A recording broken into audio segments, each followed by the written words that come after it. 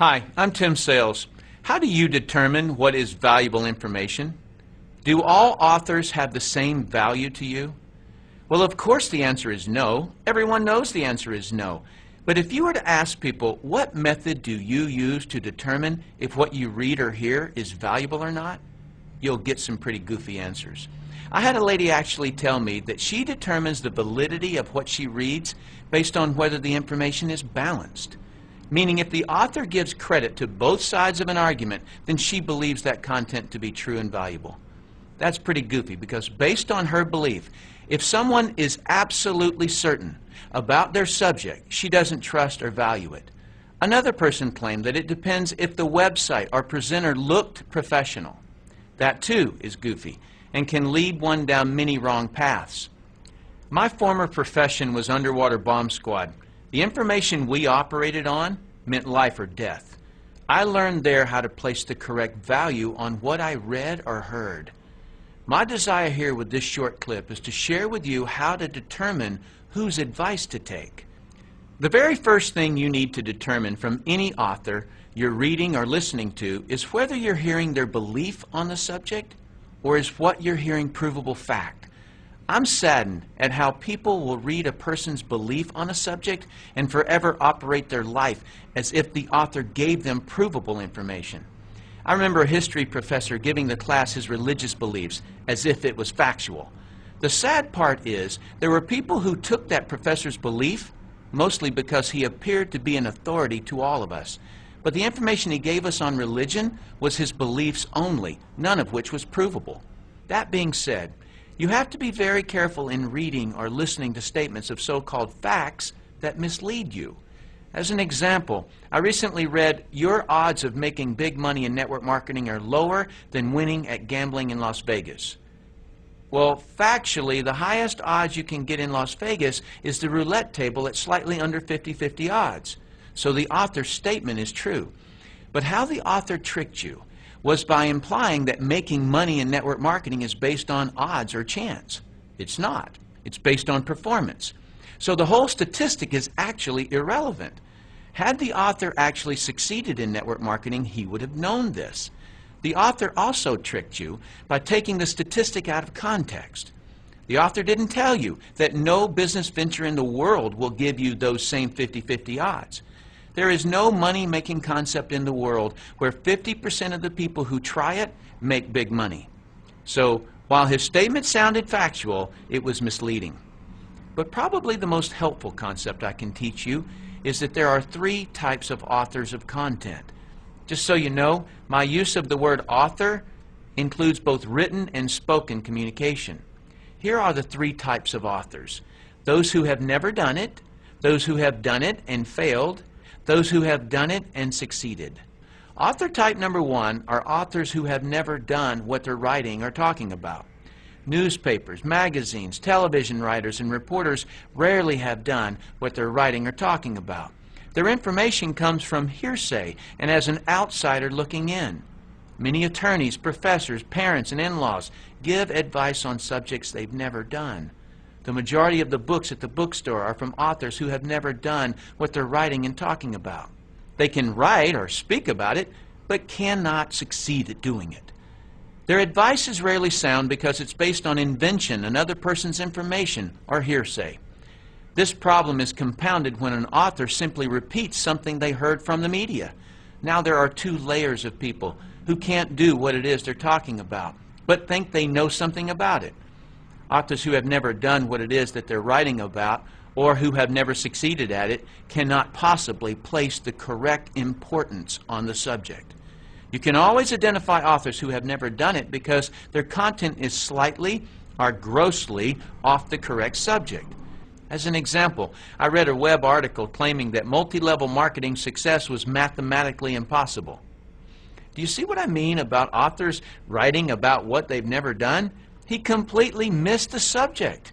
And as for his mathematical theory, that's like claiming that it's scientifically impossible for a bumblebee to fly. Has it ever occurred to that author to just look? The MLM industry sells $109 billion worth of products and thousands of people earn millions of dollars. Plus the oldest MLM company is still growing. Author type number 2 are authors who have failed at what they're writing or talking about. When someone has failed at what they write or talk about, it is common for them to be critical of the subject and those who do it. When someone is critical of something, they are inclined to find fault with it. Why? Because something about the subject is a complete mystery to them, and they feel inadequate. They obviously couldn't figure out some part of it, and they quit before they ever found out. Take, for example, a person who wanted to be a real estate investor but failed at it. He will project his negative experience onto whatever he writes or says about the business. He'll typically write and talk about what's hard, wrong, or dangerous about real estate. Why? Because he never figured it out, and someone who succeeds at it proves his inadequacy on the subject of real estate. His worst nightmare is people succeeding at real estate investing. His negativity may focus on the aspect of real estate investing that caused him to fail, but more than likely he doesn't know why he failed. So he tries to make everything about real estate wrong, including anyone who does real estate. Just a warning, on every subject there are more people that quit at it than people who succeed. So you may find much more negative information about your subject than positive information. Do not take advice from authors who have quit at what they write or talk about. They are resentful and do not want you to succeed where they failed. Others' success only proves their inadequacy. They may claim that they only want to protect you, but in reality, they only want to protect themselves from a sense of failure by preventing you from trying and succeeding. Author type number 3 are authors who have succeeded at what they're writing and talking about. If an author has succeeded at what they are writing or talking about, they are a valuable asset to you, and their advice is worth listening to. They know what is important and what is not important about the subject.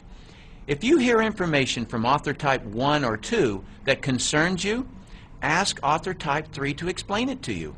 They will be able to explain things and categorize the information so that it's logical. Please note that there is a vast difference between someone who has been successful at their subject and someone who has been merely educated about it. Just because a person has studied a subject or has been doing the subject for 20 years doesn't mean they can successfully do it. A beautician can study all about hair.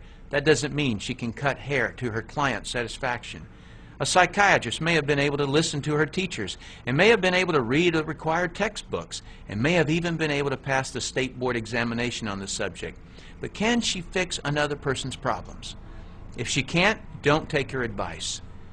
A student who has been educated on a subject has only proven that she can be a successful student. She has not proven that she can successfully perform in the subject. The person you should accept advice from on a subject you're researching is the person who has gotten the results you desire. If you want to succeed, take the advice of those who have been successful. In conclusion, the easiest advice in the world to give or receive in business or money-making ventures is don't do it. But keep this idea in your mind about money. The most amount of money you'll ever lose is the amount you'll never make. Let's say you're looking at a business where you can make $1 million a year that requires an investment of a few $1,000s. There are people making that amount in the business you're researching, but someone gives you the simple advice of don't do it. So you don't. You may think you saved a few $1,000s, but what you really lost was $1 million a year. The cost of that poor advice you took was way more expensive than the few $1,000s you saved. If you read a website or listen to someone that is recommending you not do a particular business, just ask them for a better alternative where the same return is available. And of course, don't take their advice unless they've succeeded in the business they're recommending. I personally do not have a stake in what you choose to do in network marketing. But being someone who has been financially successful, it's heartbreaking to me how many people are stopped or derailed by some author who doesn't know what they're talking about and shouldn't be giving advice on something they haven't been able to succeed at. Thanks for watching this clip. I hope this information helps you to determine whose advice to take. I'm Tim Sales.